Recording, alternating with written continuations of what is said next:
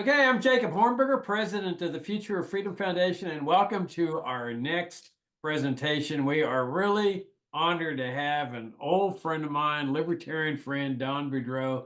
Don, it's just great to have you with us. Thank you so much for joining us. Let me read you your bio because it's so impressive.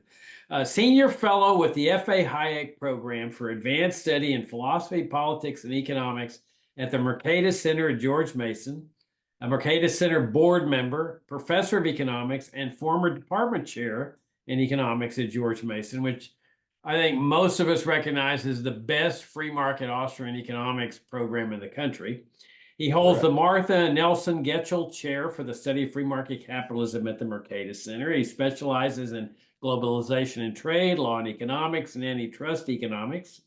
Don has lectured all across the United States, Canada, Latin America, and Europe on a wide variety of topics. He's the author of the books Hypocrites and Halfwits and Globalization. His articles appear in such publications as the Wall Street Journal, U.S. News Report, as well as numerous scholarly journals. He writes a fantastic blog that I can't recommend too highly with Russell Roberts called Cafe Hayek. We look at it every day. And he writes a regular column on economics for the Pittsburgh Tribune Review. He's appeared numerous times on John Stossel's Fox show to discuss a range of economic issues. He was president of the Foundation for Economic Education, that I know everybody is tuning in is familiar with.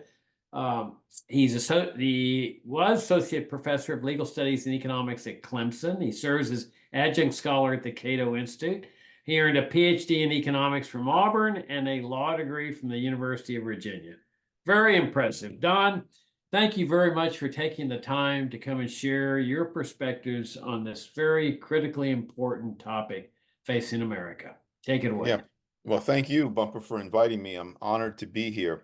I have a PowerPoint presentation that will take up most of my time.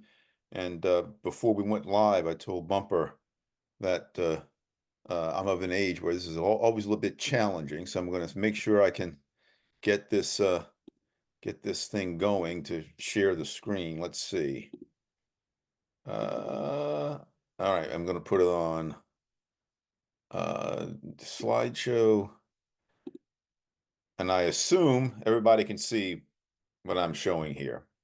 I don't have an open title slide, and I apologize. I realized that only just a moment ago before we went on, but I want to talk about a handful. There are many issues, of course, in the immigration debate. I want to talk about a handful, most of them ones that are more economics related, because I'm a professional economist by training. And also, the first one that I'm going to mention is probably the single most, or certainly one of the top worries that people have about immigration. And that is the effect of immigration on wages. And this is the standard economic depiction of what happens. I'm sure most of you are probably familiar with supply and demand curves. It's the basic tool of economics. And here we show wages on the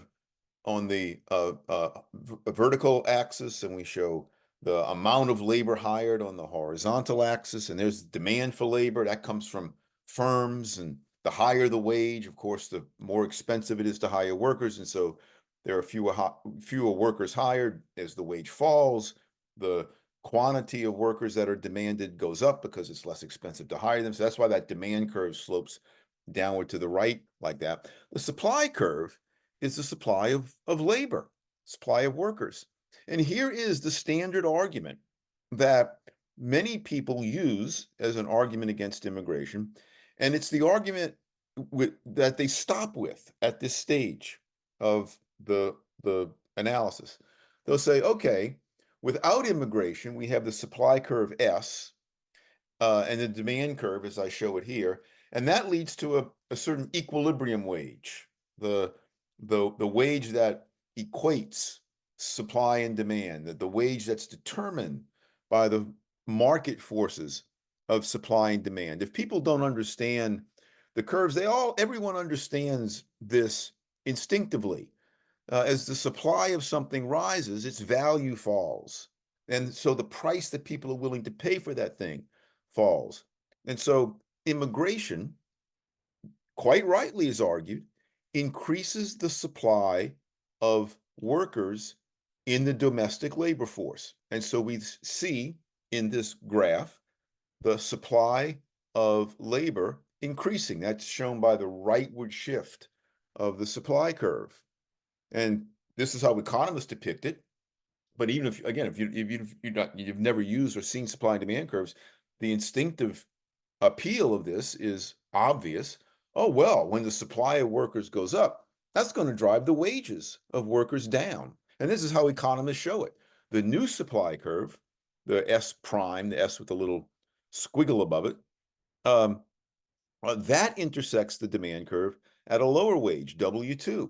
See, immigration lowers wages. We can't have more immigration unless we're willing to impose lower wages on domestic workers.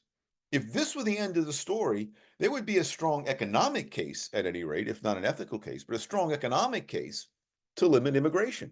I mean, after all, who wants to have their real wages fall? And increasing the supply of labor would indeed, uh, in this story, as it's told, decrease the hourly wage rate of the workers who compete with the new immigrants who arrive in the country. The trouble is, this story is incomplete. People, when they tell the story about immigration lowering wages, they end it here. But any good economist knows that you can't end the story after Act One. You have to stay for the whole play. And this is only Act One in the play. Here's Act Two. When people come as immigrants, the workers now we're talking about, when people come as immigrants, they don't just supply labor. They do supply labor, but not just supply labor. They supply labor for a reason. They supply labor for the same reason that Americans who are native born supply labor. They want to earn income that they spend. And the spending of people who are immigrants who work in America is no different than economically than is the spending of native born Americans who work in America. And so to go to Act Two in the play, you have to recognize, okay, well, yes, we have more workers in the labor force. That by itself might tend to put downward pressure on the wage, as I showed in the previous slide, this one. But also, the workers who constitute that higher supply of labor, they're doing it precisely because they're earning income that they want to spend or invest, both of which increase demand.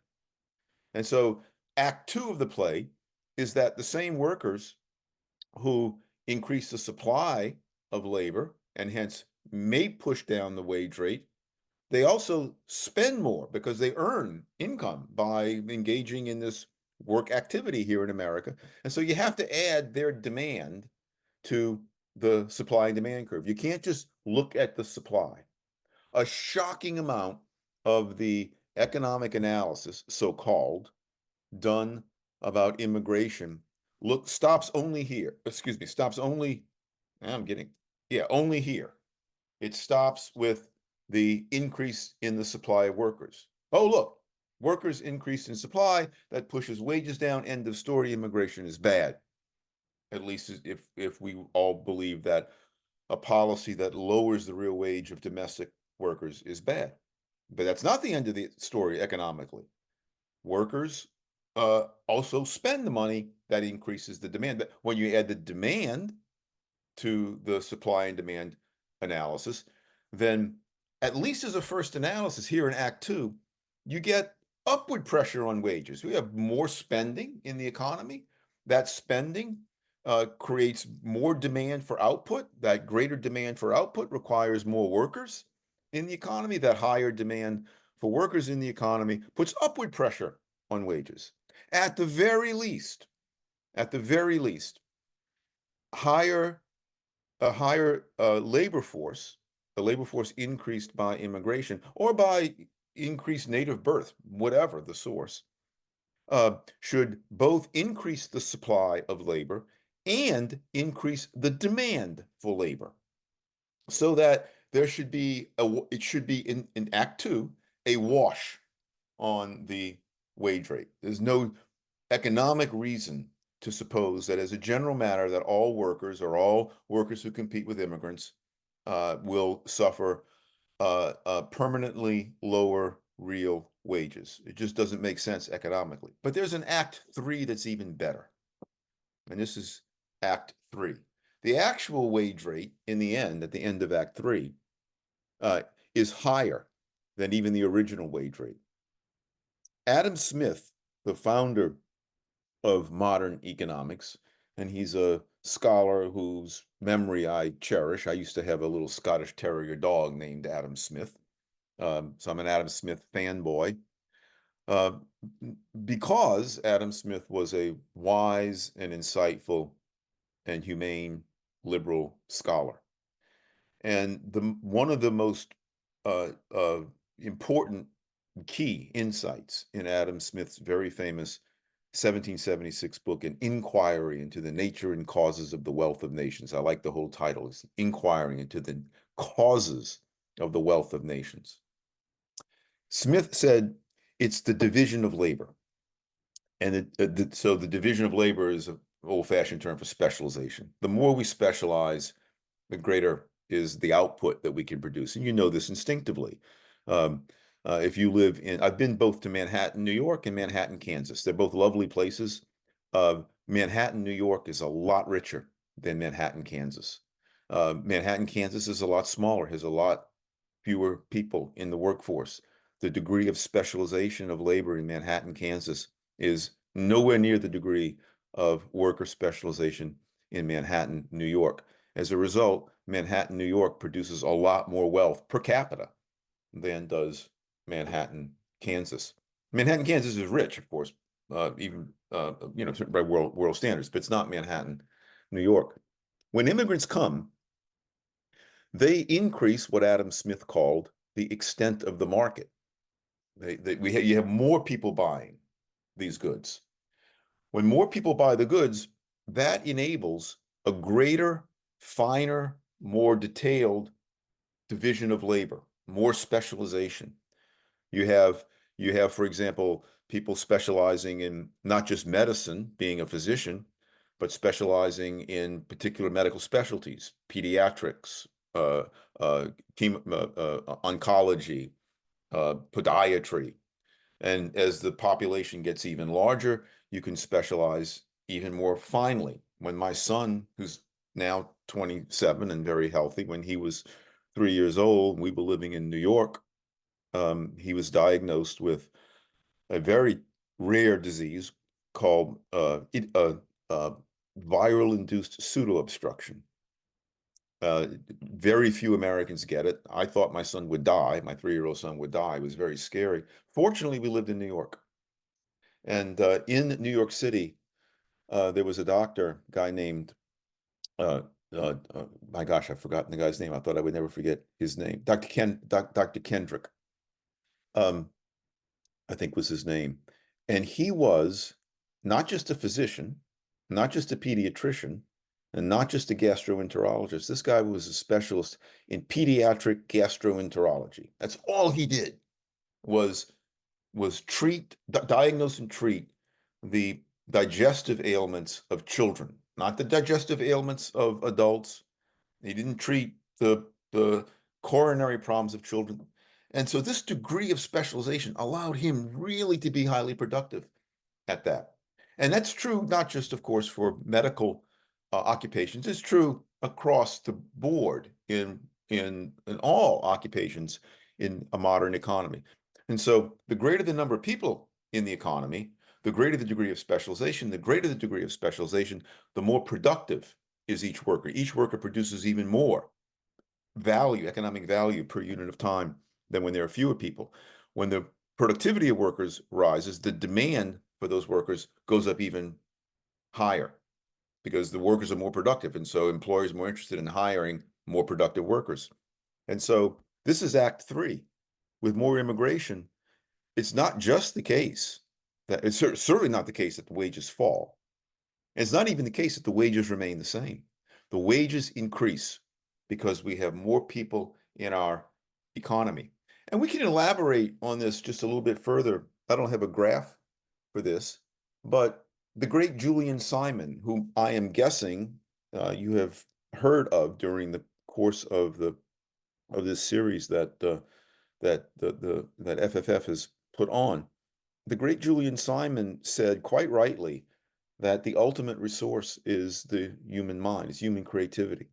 Nothing is a resource until a human being puts his or her mind to figuring out how to take that mashup of molecules or atoms and change it in a way that becomes useful to us as humans, and to do so in a way that's economically viable. Um, I always imagine the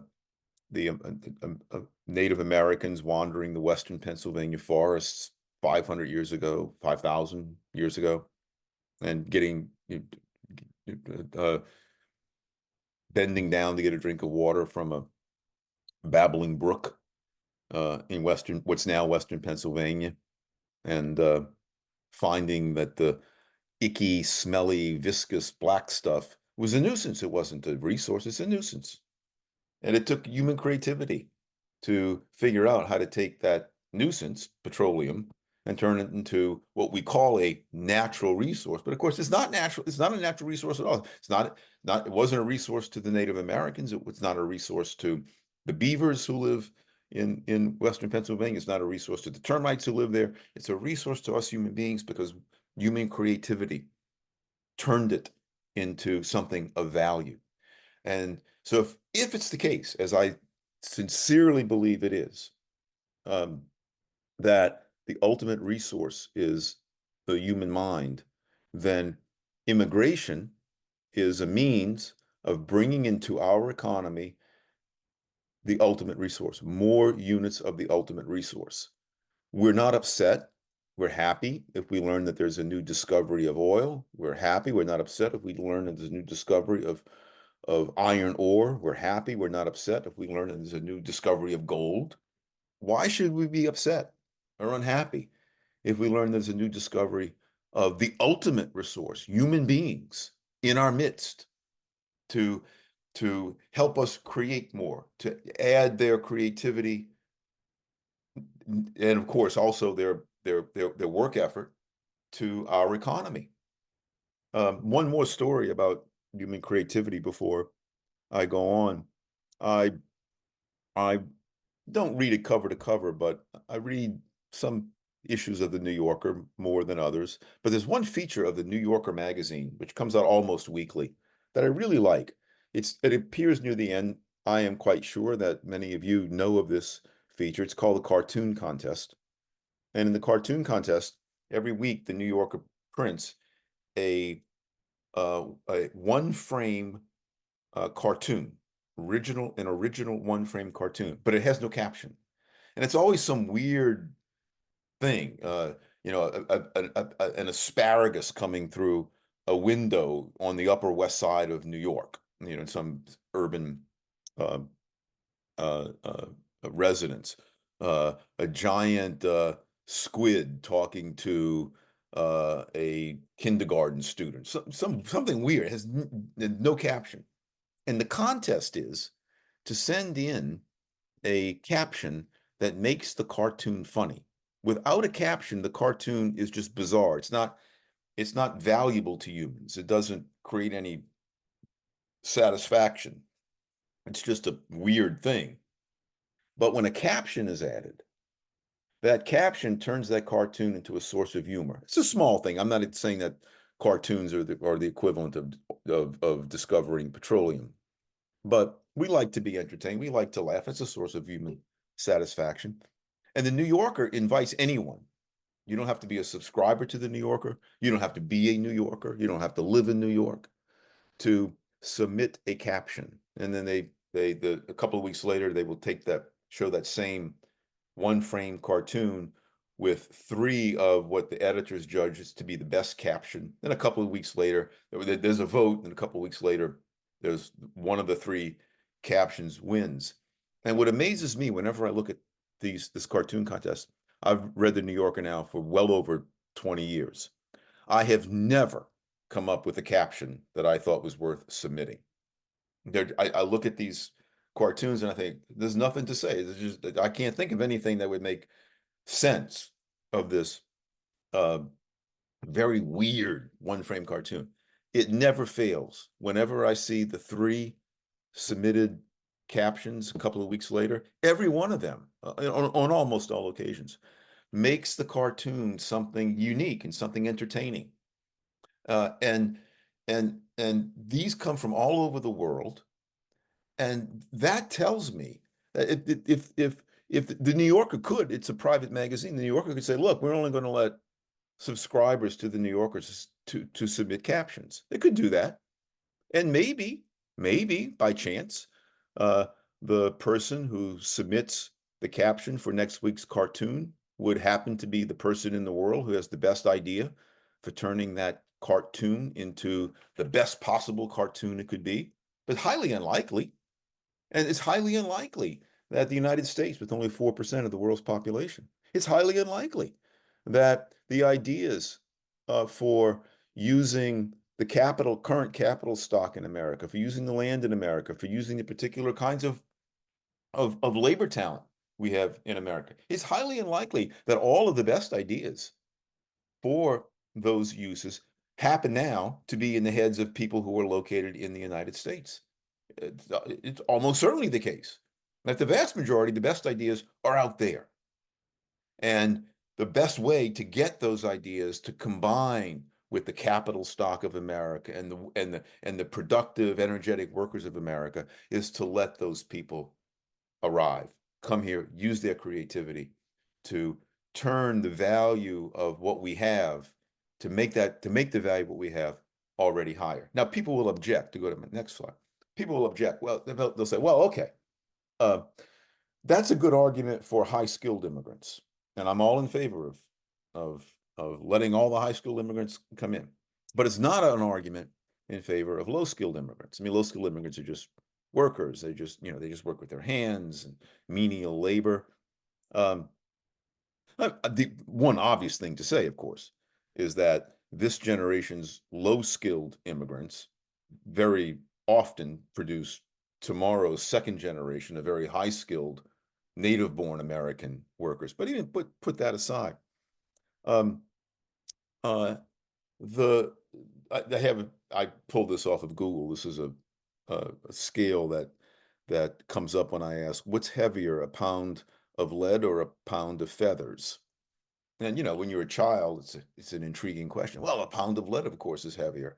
But of course, it's not. A pound of feathers weighs just as much as a pound of lead. You still need as much lead, volume-wise, to create 1 pound of weight. And so if the point here is if one, let's say one high-skilled immigrant can produce $50 an hour worth of economic output, and it takes 10 low-skilled immigrants to produce $50 an hour of economic output. What's the difference? You have $50 an hour of output being produced, whether it's being produced by one high-skilled immigrant, maybe produced by two medium-skilled immigrants, each of whom produce $25 of output per hour, or by 10 low-skilled immigrants, each of whom produce only $5 of output, economic value per hour. What matters is the total amount of output that's produced. And if it takes more workers to produce that, that's okay. They're here, they're producing. And so while I am all in favor of liberalizing the immigration of high-skilled immigrants into America, I am just as enthusiastic about allowing the immigration of low-skilled immigrants into America. Some number of low-skilled immigrants are equal to any one high-skilled immigrant. So whatever case you make for high-skilled immigrants is a case that you can make for a larger number of low-skilled immigrants, by and large. Another argument that you hear, and now I'm getting a little bit away from the economics. Another argument that you hear is, well, we don't go to sleep at night without locking our homes. and I certainly don't. I live in a fairly safe neighborhood in Fairfax County, Virginia, but I still lock my doors. And if I happen to slide into bed one evening and remember that I didn't lock the door, I'll slide right out of bed and go downstairs and lock the door. Of course, we all do that. It's a prudent thing to do. Uh, and so the analogy obviously is, well, we lock our doors at night, and so we should be able to lock our and we let people in, we let guests in, and we don't allow into our homes people we don't invite, and they come into our homes on our own terms, and we get to choose those terms. I can not allow or not invite Bumper into my home, although Bumper's always welcome, uh, and invite someone else. It's my home. I get to do with it what I want, and that, of course, is true, and it's very appealing. It's misleading, however, to leap from that true reality, to the false claim that therefore we should treat the country in the same way as we treat a house. A country's not a house. A country is much more like this. Man, it's a big city. No one thinks that Manhattan is not a city.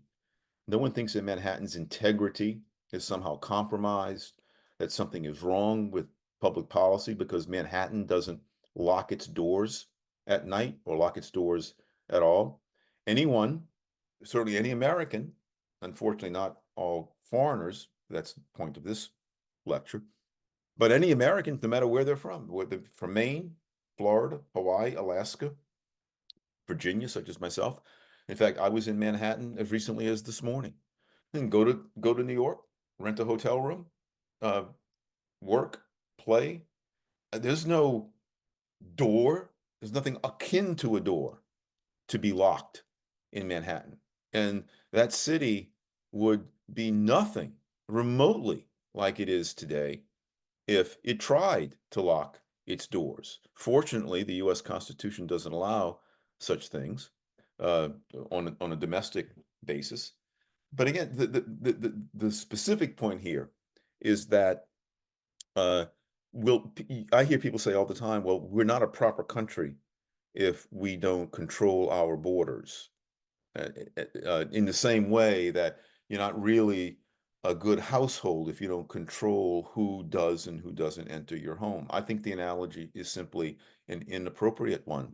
Um, uh, the the better analogy would be a country is much more like a city than a country is like a a home.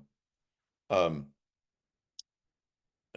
I can say more about that, but let me mention this one because, well, this is the day before uh, the 2024 U.S. national elections. So another argument that people make against immigration is I've heard awful terms: cultural pollution, electoral pollution.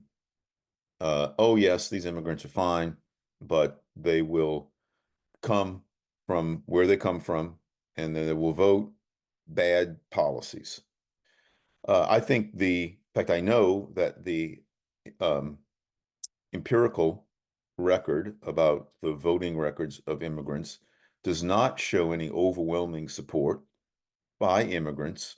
By immigrants today, we're mostly talking about immigrants, of course, from Latin America, uh, by these immigrants for illiberal policies. Of course, you can find some who do support illiberal policies, but if it were a legitimate argument to deny admission to people uh, because of their political beliefs, I don't think that's a legitimate argument at all. But if that were a legitimate argument, then then we should be talking more about denying uh, uh, admission into our world of the offspring of elite university college professors, because they're far more likely to support socialist and illiberal and un-American values than are immigrants. Um, So welfare, getting kind of back to the economics now. It's another argument that people make against immigration. Well, they're only coming here to live off the welfare state. Well, first of all, the United States welfare state isn't the world's most generous. It is in absolute terms much more generous than most other countries. In relative terms, it's not. But absolutely, yes, the United States does have a very generous welfare state. Here's some data offered by Alex Narashta and Robert Orr in a paper, I think a very fine paper they did for the Cato Institute about 6 years ago.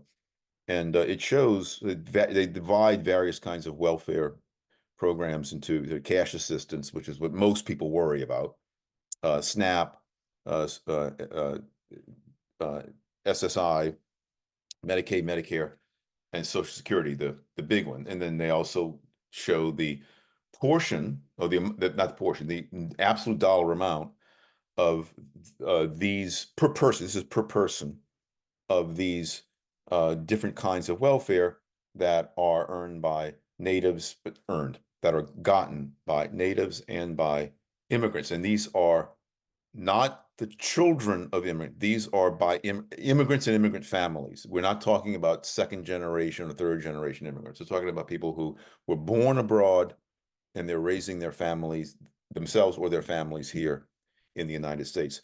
So on a per capita basis, first of all, you can see the cash assistance is minimal. It's nothing. The big welfare program in the US by far is Social Security. And you can see that we native-born Americans take far more per person of Social Security than do immigrants in that form. So just as an empirical matter, the welfare case doesn't stand up. They're just not taking that much in the form immigrants are. And they're just not taking that much in terms of welfare. And of course, but this is the end of the story. You can make the argument, and I would not be opposed to this if it were the price to pay for liberalizing significantly immigration into the United States. You can say, well, okay, if this really is your worry, Mr. and Mrs. So-and-so, I won't mention any names, that's your worry, would you favor a policy that says anyone can come to the US if they agree that for their lifetime, and maybe even the lifetime of their children, they'll not be eligible for any cash assistance or any other form of US government or state government or local government form of welfare? And if someone is willing to come here under those circumstances, then why should we not let them in? They will no longer be a drag as you think they are on the welfare state that we have in America. Now, I personally believe that people should be admitted into America, and we can make there are legitimate arguments to be had about what you are entitled to once you are naturalized as a citizen versus what you're not entitled to when you're naturalized as a citizen in terms of government favors. But I would be in favor of just allowing all immigrants to be treated just like native-born Americans. But I would prefer to allow people to come here to America and willingly forego those government benefits if that were the price to be paid to liberalize immigration into America. But let's say these data were not correct. Let's say it were the case that no matter how you cut, slice, or dice these data, immigrants are shown to take a huge chunk of a disproportionately large chunk of America's welfare spending, state welfare spending, US federal government welfare spending, and local government welfare spending. That would not be contrary to the assumptions of most, perhaps all, anti-immigrationists. That would not be a sufficient reason to outlaw immigration. I'm talking now just about economics. I'm not talking here about the ethics of the case. Even on a purely economic basis, you have to go to step two. Go to the second act of the play. it may be, it's not the case, but even if it were the case that immigrants were disproportionately tapping into the American welfare state, you have to then ask, well, okay, but many of them are also working. And so we have to add the value that the working immigrants add to the economy and compare that to the detraction from the economy from those immigrants who take welfare. And if we did that, it very well may be that the value that the working immigrants add to the economy is in excess of whatever detraction the welfare taking immigrants uh, remove from the economy. In other words, we as American citizens and taxpayers might still be made better off if, even if, counter to the facts, immigrants were a disproportionately large drain on the American welfare state. The fact that they are not a disproportionately large drain on the American welfare state only strengthens the likelihood. I think it's a certainty, but it only strengthens the likelihood that the net economic value that Americans bring to America is positive. You look at the value of the work they produce, uh, and that's huge. And what they take in welfare is quite small. And so even if you say, well, I don't believe immigrants should have any welfare at all, that's still not, that doesn't begin to arise to the level of a strong case against immigration. You've probably heard this, but it's worth saying at this point. There is a huge contradiction that runs through, well, so many of the anti-immigration arguments. But one is, and you'll hear it very often from the very same people. Oh, these immigrants are coming over here to steal our jobs. And they're also over here, they're coming over here to leech on the welfare state. Well, it can't be both. It simply can't be both. If they're coming over here to work, which is what I think is the case, but what I know is the case, I mean, that's what the data show. They're coming here to work. They're not coming here to leech off the welfare state.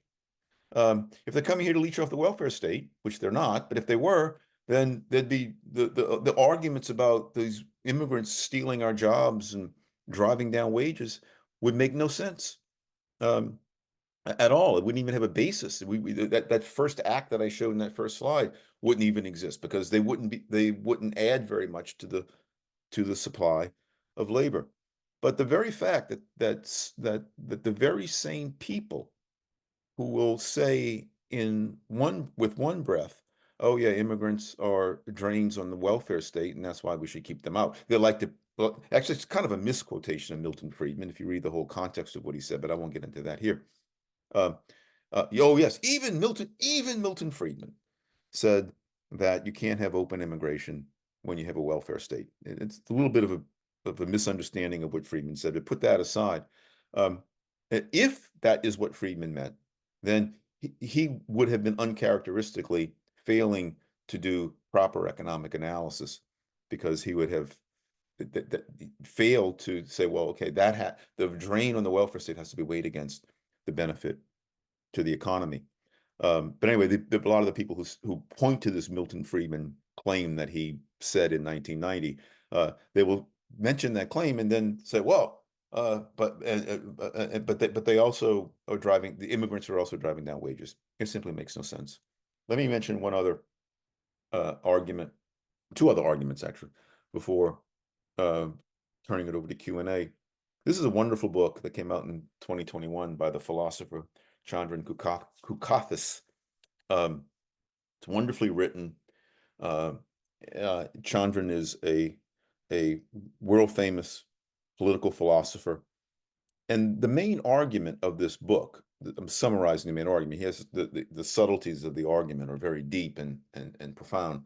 But the main argument of the book is that a government cannot restrict immigration without restricting the freedom of native-born people in that society. It isn't the case that immigration restrictions are things done just to those people. Immigration restrictions are things done to us as native-born Americans. Most obviously, it restricts who we're able to hire, who we are able to marry, who we are able to have as roommates, who we are able to have as students, who we are able to have as merchants that we deal with. By keeping these people out, that restricts those freedoms. But it goes beyond that. There is that, but it goes even beyond that. In order to monitor these, in order to make effective the immigration restrictions that are in place, very draconian ones now, the government doesn't just say, "Oh, please don't hire foreign-born people who are not documented." The government, of course, tries to enforce this. Well, how does it enforce it? It imposes huge amounts of paperwork on employers. That's not only a restriction of their economic freedom, it's an economic burden. When I was at FEE, I had an employee, native-born New Yorker, guy named Tommy, lovely guy. He worked in the mailroom. And FEE also had this, she was working there when I arrived, a lovely young woman from Argentina, Claudia. She was a legal immigrant. She was perfectly well documented. She didn't sneak in over the border. And Tommy and Claudia fell in love. It was genuine. And Tommy proposed to Claudia, and they thought everything would be fine. They had a hell of a time getting their marriage approved. The government was convinced that Claudia was paying Tommy to marry her just as a means of giving her a green card. She didn't yet have a green card. And I had to spend a lot of time, not quite the amount of time that this poor woman looks like she's buried under the paperwork, but I had to spend my valuable time and that of some of my co-workers' time convincing the immigration authorities that no, Claudia is truly a worker for us. She truly is in love with Tommy. He's truly in love with her, and this is not a sham marriage. There's a happy ending to the story. They did get married. They now have children, as far as I know. They are still happily married. But how many of these relationships have been upset by this kind of intrusion on the lives of Americans? Even if you don't care about Claudia, even if you say, "Oh, I only care about Americans." Well, Tommy is an American, and this poor guy wanted to marry this young girl that he fell in love with, and his own government is erecting these obstacles that very well could have blocked him from being able to do that legally. I just think it's appalling. Finally, people will say, one of the many other things people will say is, um, well, in fact, a current candidate for the U.S. presidency says this all the time now, that America in the 19th century was great because it used tariffs to raise revenue. And he's correct about that. It did use tariffs to raise revenue. America in the 19th century was great also because it had enormous economic growth. It was truly a period of rapid industrialization, rapid growth in real per capita income for Americans. That's actually correct. And so the argument then proceeds, therefore, this 19th century regime of relatively high tariffs is what caused our high economic growth. So we should impose relatively high tariffs again in order to have the great economic miracle of the 19th century. Now, there's a lot wrong with that. This is not a lecture on trade, which is my specialty. That's an argument that suffers from the common problem of correlation is not causation. Huge amounts of research debunk it. But you never hear these same people, such as the current candidate for the presidency to whom I alluded a moment ago. You never hear these same people say, America had really high economic growth in the 19th century. Really impressive, super duper impressive economic growth. And it had no quotas on immigrants. In fact, until 1879, there was simply no immigration quotas at all. None really until 1882 with the Chinese Exclusion Acts. And of course, we only got quotas in the era 1921 through 1924. They only became final just a hundred years ago, a few months ago, in May of 2024 was the 100th anniversary of the quota system becoming truly institutionalized in the United States. The 19th century, the vast majority of it, you just showed up here and you came in. Then there was the Ellis Island era, which I would be happy to return to if that's the alternative. The Ellis Island era, where there's no quotas. If you didn't you weren't Typhoid Mary and you didn't come in promising to blow up America, you were admitted into America. And so if it's the case that whatever policy we had in the 19th century regarding goods from abroad is an argument to allow that to an argument to return to that same policy in 21st century America, then it should also be the case that we should return to the policy of immigration. Now, I do think we should return to the policy of immigration.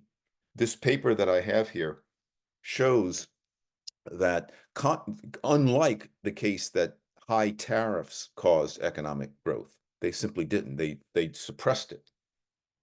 Unlike that case, the case for immigration is genuine.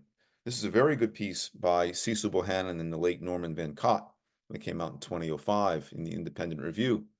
And they show, and there's been subsequent research since then, but this is the motherlode of that research.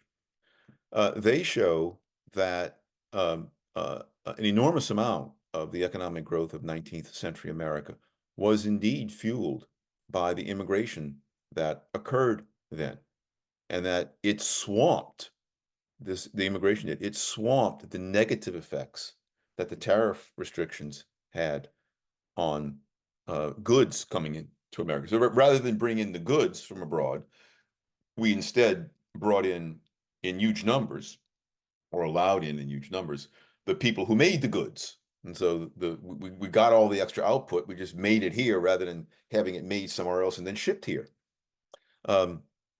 But you never hear the anti-immigrationists who are so many of whom are so pleased with the tariff policy of the 19th century. You never hear them mention the immigration policy of the 19th century as a cause of economic growth, when in fact, of that era, when in fact it was a cause of economic growth in that era. I do have one other piece of one other factoid that I want to share with you. I don't have a screen for it, so I'll just end the slideshow. The economic historian at Northwestern University, Joseph Ferry, has done some research on immigration, particularly low-skilled immigration and American industrialization. And what he found, and this guy's a very serious, skilled, highly respected, quite mathematical economic historian, with Joseph Ferry, it's F-E-R-R-I-E. What Joseph Ferry found is that in those parts of America that received a lot of low-skilled immigrants from Europe, we're talking about the 19th century now, those were the parts that industrialized fastest. In other words, this researcher finds that low-skilled immigrants were a boon to industrialization. These immigrants were able to complement the capital machinery that the entrepreneurs put in place. In other words, without the low-skilled immigrants to man and maintain this capital machinery, Joseph Ferry argues, less of that capital machinery would have been built and put in place. It was the availability, particularly of low-skilled immigrants, that was an especially powerful fuel for American industrialization in the 19th century. There's no reason to believe that that same kind of economic dynamic would not be the case in the 21st century. So let me end there, and hopefully I've been sufficiently controversial or confusing to encourage some questions. That's fantastic, Don. Absolutely great presentation to finish off our series here. We got some questions. Let's start at the top. The first person just wanted to compliment you on your work that you've done over the years, Thank you. most particularly a piece for AIER called There's No Such Thing as a Pragmatic Libertarian. Wanted to commend you on that, and wanted to commend our series because she really loves it, and that's great. Thank you very much for the nice feedback. All right, next one says the welfare slide had data from 2018. The news, in quotation marks, tells me that there's been a huge influx of illegal immigrants over the last few years. Do you think the welfare data and your conclusions will still hold true even when that influx is included? That's a good question, of course. And so it is a classic empirical question. So I can't say as a matter of theory that it doesn't. Um, I looked for better data recently. Unfortunately, the pandemic has so screwed up economic data that pretty much anything from 2019 through really just now, it's getting back to normal, is not trustworthy. It's not like I found anything and rejected it. I just didn't find much. Um, of course, it could be the case, but remember that um, uh, the concerns about low-skilled immigrants or immigrants generally feeding off of the welfare state began long before 2018. And this was a concern. This goes back to at least the 1990s, early 1990s. So by 2018, and in fact, their data probably go up through 2017. Through 2017, these are data from long-standing period of lots of so-called illegal immigrants coming into America, and a period where people had been concerned about it for a while. It may be that since then, the data have changed. I don't see a priori any reason to suppose that it did change. Maybe something about the pandemic caused it to change. But nothing about, well, look, the US government became, as amazing as this is, it became even more profligate and irresponsible with other people's money uh, with the pandemic than it was before. Who knows how much of that irresponsible dispensing of money, who knows where it fell? Maybe a disproportionate amount did fall on illegal immigrants. I'm doubtful of that. Research has to be done, so I don't have an answer to the question other than to say that's possible, but my priors tell me it's unlikely. Okay, next. I agree with everything you said, but would like you to respond to the issue from a different angle. Rightly or wrongly, opposition to immigration grows as the number of immigrants grows. I believe that's always been the case. Does economics have something to say about the reality of the opposition? Um, Economics has something to say about tangentially about it. I think the reason for that's probably deeper than economics. I mean, I just think we humans are uh, band creatures. We evolved in small bands. I do think there is something to the evolutionary story that we are naturally we're our natural inclination is to be suspicious of people who are not like us, people who don't speak like us, people who don't look like us, people who have different folkways than we do. One of the great triumphs of liberal civilization over the past few centuries has been to cause us to act very differently than that, to suppress those natural sentiments. But as more and more people come, I think those sentiments are always there under the surface, uh, uh, creating the very kind of sensation that you mentioned. But two things. One thing that economic history says about it is, as a portion of the population, uh, immigrants today aren't what they were in the 19th century, or for many periods of the 19th century, and and because so many of those 19th century immigrants have long ago been assimilated into America, we don't think of them or their ancestors as really being immigrants. We just say, oh, those are just Irish. Those are just people from Poland. But when the Irish came in the middle part of the 19th century, when the Eastern Europeans came a few decades later, these people were considered to be extremely different, hostile indeed to what America was about. And they were a higher portion of the population than today, than are immigrants today.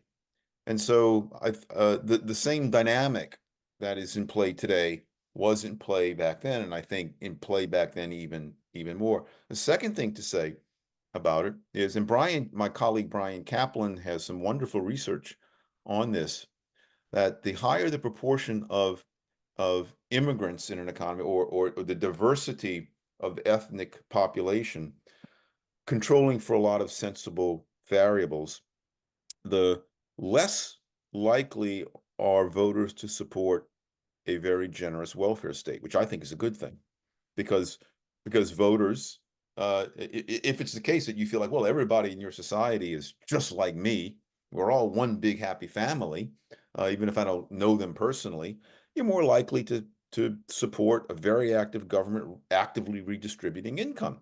If if you believe that, well, no, these are strangers, they're not like me, I might not be hostile to them, but I don't really know that much about them, you're less likely to support uh, a generous welfare state. Um, I tend to think that's a good thing, that high ethnic diversity puts downward pressure on support for a welfare state. Other people might think it's a bad thing, but offhand, in the short time we have, those are a handful of the things that I think economics says about the topic that you raise. Okay. Tom thinks, he says he's heard several of our lectures on this program, and says everyone is making the case for immigration, not open borders. Well, I don't know how you arrive at that, Tom, because Richard Eveling was the first one, and he talked about open borders. My lecture was an unabashed defense and case for open borders. John Washington's book is The Case for Open Borders. Brian Kaplan's book is Open Borders. But in any event, he's asking, shouldn't there be a distinction between legal and illegal immigration? Plenty of us support expanded immigration, but not illegal immigration. But I would add even more to that, that there are several of people like him, I think, that supports more immigrants, but doesn't support open borders. Yeah. So can you address the distinction there? So look, I do support open borders. I'm strongly libertarian on this, but being practical, and Brian Kaplan is like this too. He said, well, I'm willing to accept 90% rather than 100%, as opposed to nothing. Um, and so a return, getting rid of quotas would be a major step in the right direction. Then we can argue to move things further. I think the ultimate goal should be open borders. Um, uh, uh, but we don't have to argue that all the time in order to make sensible advances in the case for immigration. As far as the legal illegal distinction goes, uh, it's uh, it's artificial in a way. There were no illegal immigrants in America before we had a quota system, or certainly before the late 19th century, because everyone who came was legally allowed to be here. So everyone was legal. And then we just artificially declared, okay, if you don't have permission of the government, then you're illegal. Now, being illegal sounds bad. Here is an analogy, another false analogy that people work with that I think is unhelpful. I think they think of the country as being like an amusement park. And so you want to get into Disney World, you stand in line, and then you're legally let in. And no one likes line jumpers. When I used to take my son to Disney World, I wouldn't have liked someone jumping in front of the line. But the fact is, related to the house analogy earlier, the country's not an amusement park, and there is no line. There is no line to which all people who want to come to America can get in, to wait and then get in. It just isn't the line. And so that analogy doesn't work. And so we call those people who have no hope of getting into this country unless they come in without documentation. We call them illegal, and we say, oh, well, these people are breaking our laws. They're illegal. They shouldn't be here, precisely because they're breaking our laws. And I think the context and the forces that drive the US government to make this artificial declaration that some people are illegal and other people are legal based upon nothing but quotas and artificial criteria.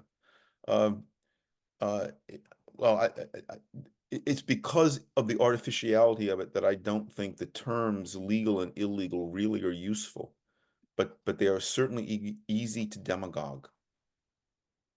Okay, well, we promised everyone that we finished at 8. We've got a couple more questions, but I'm going to go ahead and finish.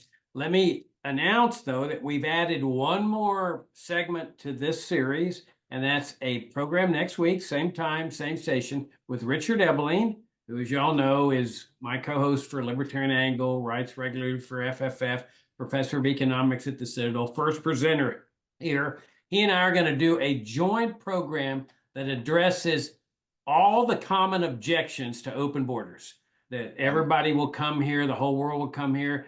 The ones that Don has emphasized today, steal jobs away or lower wage rates and so forth, destroy our culture. We're going to address, I think, hopefully all of them, plus any more that y'all want to bring.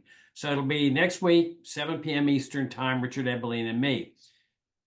Don, I can't thank you enough. Absolutely fantastic presentation. Thank you very much for taking the time to share your perspectives with us. And thank you all Well, for tuning in. Bumper, thank you, and thank the audience. Bart, thank you. Bye-bye. Good night.